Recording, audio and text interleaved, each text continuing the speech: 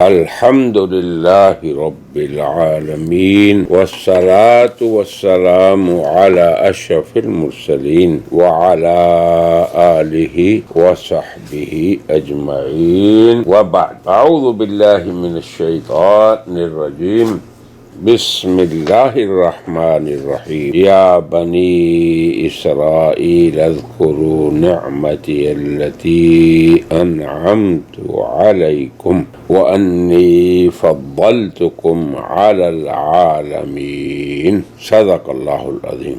محترم ذی وقار سامعین و ناظرین، یہ سورہ بقرہ کی آیت نمبر 122 ہے۔ سب سے پہلے اس کی درست ادائیگی کے بعد پھر ہم اس کی تفسیر پہ بات کرتے ہیں۔ تو ارشاد باری تعالی ہے یا بنی، یہاں سے شروع ہو رہا ہے، یہاں نون یا پھر اس کے بعد حمزہ ہے تو یہاں مد ہے یا بنی۔ اگر اسی طرح اسراء یہاں بھی مد ہے، اذکروا نعمتی التی انعمت علیکم، یہ انعمت ہے اور اس سے پہلے نعمتی نہیں کہنا اور نہ اسے انعمت کہنا ہے۔ اب آپ دیکھیں اگر عین کو آپ درست نہیں ادا کریں گے تو یہ نعمتی بن جائے گا، اسی طرح انعمت بن جائے گا جو غلط ہے۔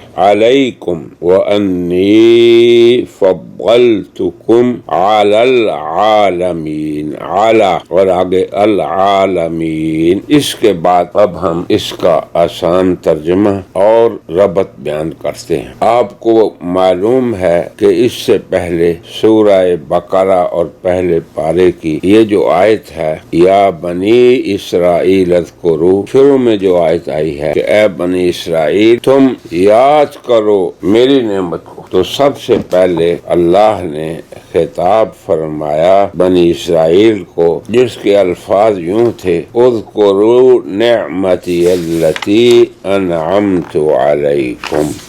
اب اس میں یہ تھا آگے وَأَوْفُوا بِعَهْدِي أُوفِ بِعَهْدِكُمْ، تم میرا وعدہ پورا کرو میں تمہارا پورا کروں گا۔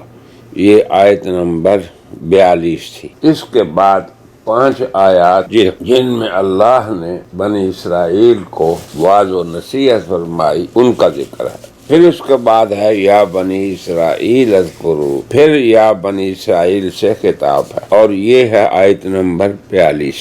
اب یہ تیسرا خطاب ہے یا بنی اسرائیل اذکروا، اے بنی اسرائیل یاد کرو۔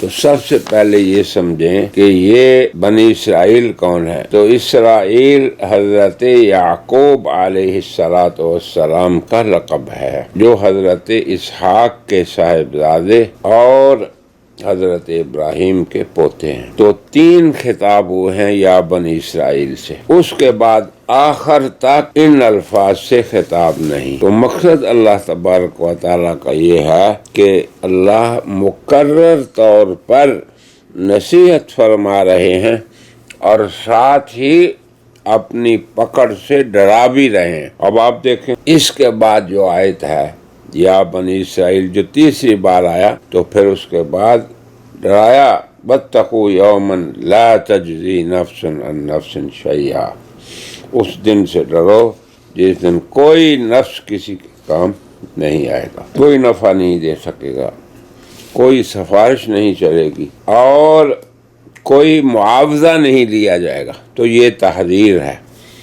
تو اس آیت میں بھی تحذیر ہے اور تذکیر بھی ہے۔ تذکیر کس چیز کی؟ اپنی نعمتوں کو اللہ نے یاد دلایا۔ تو پہلی یا بنی اسرائیل، اس کے بعد تذکیر اپنی نعمتوں کی، پھر دوسری دفعہ یا بنی اسرائیل، پھر اس کے بعد مفصل طور پہ اپنی نعمتوں کا ذکر کیا اور ان کی جنایات کا ذکر کیا، اپنے انعامات کا اور بنی اسرائیل کی جنایات کا، یعنی اپنے انعامات اور ان کی تقصیرات کا بیان کیا مفصل طور پہ، اور کئی واقعات کی طرف بھی اشارہ کیا کہ تم نے یہ کیا، تمہیں حکم ہوا کہ تم کسی کو قتل نہ کرو، تم نے قتل کیا، پھر حکم ہوا کہ تم اپنے گائے ذبح کرو، تم نے اس میں ہی لے بہانے تلاش کیے۔ تو بہت سی جنایات اور تقصیرات کا اللہ نے ذکر فرمایا یا بنی اسرائیل کے خطاب کے بعد، چاہے وہ پہلا خطاب تھا جس کا ذکر آیت نمبر 42 میں ہوا، یا دوسرا تھا جس کا ذکر آیت نمبر 47 میں ہوا، یا یہ تیسرا خطاب ہے جو کہ آیت نمبر 122 میں ہو رہا ہے۔ تو اپنی نعمتوں اور اپنے احسانات، انعامات، عنایات جو اللہ نے فرمائیں اور ان کی جنایات اور تقصیرات و کوتاہیوں کو مفصل بیان کر کے یہاں پہ آ کے ختم کیا۔ تیسری بار جب کہا یا بنی اسرائیل اذکروا، یہاں بھی تذکیر ہے اور تحریر ہے۔ اس کے بعد اس خطاب سے اللہ نے بنی اسرائیل کو مخاطب نہیں فرمایا، اور یوں بھی کہا کہ دیکھو تم میرے بندے اور میرے نبی یعقوب کی اولاد ہو، اس حیثیت سے بھی تمہیں چاہیے کہ تم اللہ کی اطاعت کرو اور اللہ کے فرما بردار بندے بنو۔ تمہیں اتنی سرفرازی اللہ نے عطا فرمائی کہ یہ کہا انی فضلتکم علی العالمین، تمہیں میں نے جہانوں پر فضیلت دی۔ لیکن اللہ کی اس ندا اور خطاب کے شرف کو انہوں نے ملحوظ خاطر نہ رکھا، تو پھر حق تعالیٰ نے ان سے اعراض فرمایا اور اس کے بعد اس خطاب سے انہیں مخاطب نہیں فرمایا۔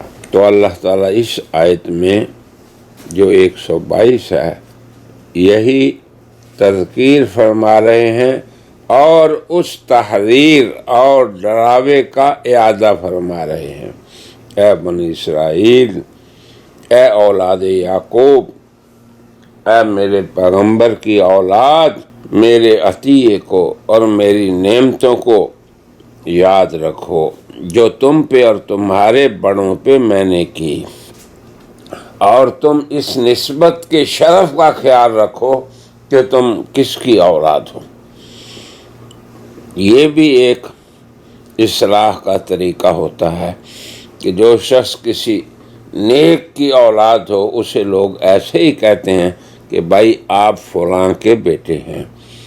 یہ ایک طبعی اور فطری خطاب کا اور اصلاح کا طریقہ۔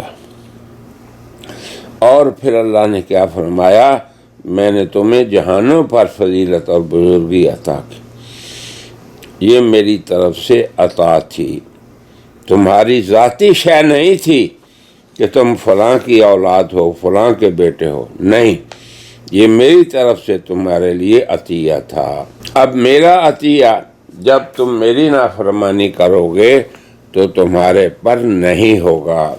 جو چیز کسی کی ذاتی ہے وہ تو اس کے ساتھ ہی رہتی ہے، اور جو کسی کی عطا کردہ چیز ہے وہ دینے والا چھین بھی سکتا ہے، اور اگر تمہیں میں نے فضیلت دی، بزرگی دی جہان والوں پر، تو میں اسے چھین بھی سکتا ہوں۔ اور پھر یاد رکھو کہ تم پر ایک ایسا وقت آنے والا ہے جب تمہارا محاسبہ ہوگا، تمہارا حساب ہوگا، اور تم سے اس زندگی کے بارے میں پوچھ ہوگی، اور اس وقت کوئی مال، کوئی نسب، کوئی حسب اور کوئی نسبت کام نہیں آئے گی، اور نہ ہی کسی کی مدد کی جائے گی، اور نہ ہی کسی سے کوئی فدیہ وصول کیا جائے گا۔ تو یہ جو اللہ پاک کی طرف سے تحریر ہے، اس میں بھی اللہ تبارک و تعالی تربیت فرما رہے ہیں جو رب العالمین ہیں اپنے بندوں کی، اور یہ بھی اس کا احسان ہے۔ اور پھر یہ اللہ کا ضابطہ ہے کہ اللہ تعالی قرآن حکیم میں فرماتے ہیں اِنَّا لَنَنْصُرُ رُسُلَنَا وَالَّذِينَ آمَنُوا فِي الْحَيَاةِ الدُّنْيَا وَيَوْمَ يَقُومُ الْأَشْهَادُ۔ اللہ کی طرف سے نصرت اللہ کی طرف سے تائید اور مدد ہم کرتے ہیں ایمان والوں کی۔ اللہ کی نصرت لینے کا راستہ ایمان و یقین کا راستہ ہے، ایمان و تسلیم کا راستہ ہے، سر تسلیم خم کرنے کا راستہ ہے اس مالک و خالق اور اس ذات عالی کے سامنے جس کے ہاتھ میں فضیلتیں ہیں۔ ان العزت للہ جمیعا، عزت ساری کی ساری اللہ کے لیے ہے، اور اس لیے فرمایا کہ ہم یقیناً مدد کرتے ہیں اپنے پیغمبروں کی، والذین آمنوا، اور ان لوگوں کی جو ایمان لانے والے ہیں اس دنیا کی زندگی میں، اور اس دن جس دن اللہ تبارک و تعالی لوگوں کو کھڑا کریں گے۔ البتہ کافروں کے ساتھ مدد کا وعدہ نہیں ہے۔ تو اللہ تبارک و تعالی کی طرف سے یہ تذکیر بھی ہے اور تحذیر بھی ہے، اور یہی قرآن حکیم کا اصل مقصود ہے کہ وہ اہل طاعت کو نصیحت کرے اور انہیں برائی کے انجام بد سے بچائے۔